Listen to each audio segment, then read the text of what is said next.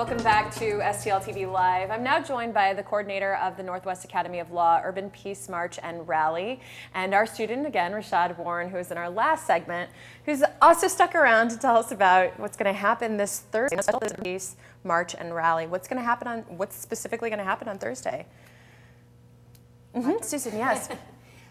We're going to hopefully rally members of the community along with our students to march, focus attention on peaceful solutions to some of the problems that we face on the north side. Okay, so let's talk about the premise for this on the north side. And Rashiad, if you want to jump in here, I mean, what's the basis for this? What's the premise for this? Why in the first place is this happening? Well, basically, we want to draw attention to the violence that's happening in the St. Louis City area, especially the north side. The gun violence in the north side has grown tremendously, and it's been the summer of 2014, planning on being on the worst summer since 1999. It's scary to not just the youth, but also to the adult figures in our life that are around us every day.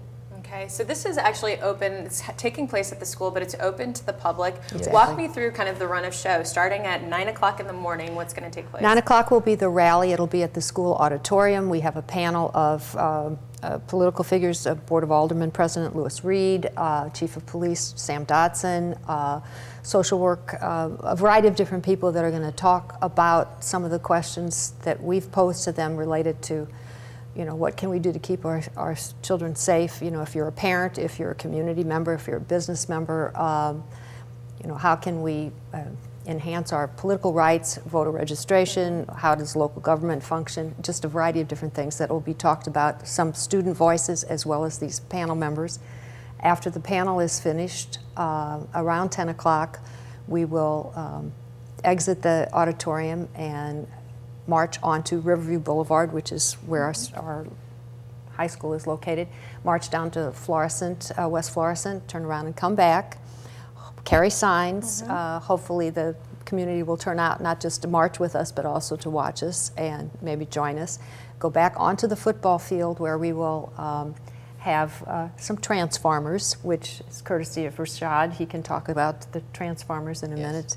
And create an elephant circle, which is this from Africa, where elephant children are endangered. The adults circle around the infants and protect them, and so our students will be in the center of the football field, and the adults will circle around them, and then there will be a picture and some inspirational speeches, I think. No, that's great. No, it's really, I mean, you're covering kind of all the bases with the march, the rally, information, and just a lot of sort of having a group together talking about these same issues. She mentioned the transformers, so this kind of brings it back to what was in DC. How does it all come together? Basically, we made a transformer, which is going to be plenty of them across the football field. It's going to seem as a tombstone, but once it's actually laid out, it's actually a symbol of peace in some type of way, either if it's like the peace fingers or just the word peace, and it's going to be 25 tombstones that actually,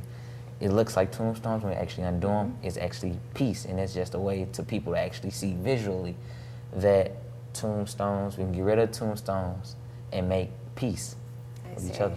What would you say that from your trip to DC that you learned there that is applied to the rally and the march on Thursday? One part is a little activism, which is actually speaking up. Is one thing that I learned, that speaking up is also good, even when you have to talk to your elected officials or like the police department, which is going to be there for me to speak up for not just myself, but also the youth and also my peers, so I can find out how we can be safe during this summer of St. Louis as it's going to be so hectic. No, well, thank you for sharing that. Well, we have the information there for you that we're going to bring it up on your screen. This is actually something that's open to the public. Again, it's taking place this Thursday, May 8th from 9 a.m. to 1 p.m. at Northwest Academy of Law. If you want more information, you can go to nw-law.org or call the number on your screen, or reach out to Susan directly as the coordinator and ask her any questions about attending. But I think this is a fantastic idea because it's really getting the youth involved in something that matters. So good luck with everything this week, and thank you so much for being here. Thank you for allowing us to come and tell you about it. Of course. Well, after the break, if you've got a green thumb or are interested in learning about the flora that covers our world, you'll want to stick around to hear about what the Webster Groves Herb Society has to offer. We'll be right back.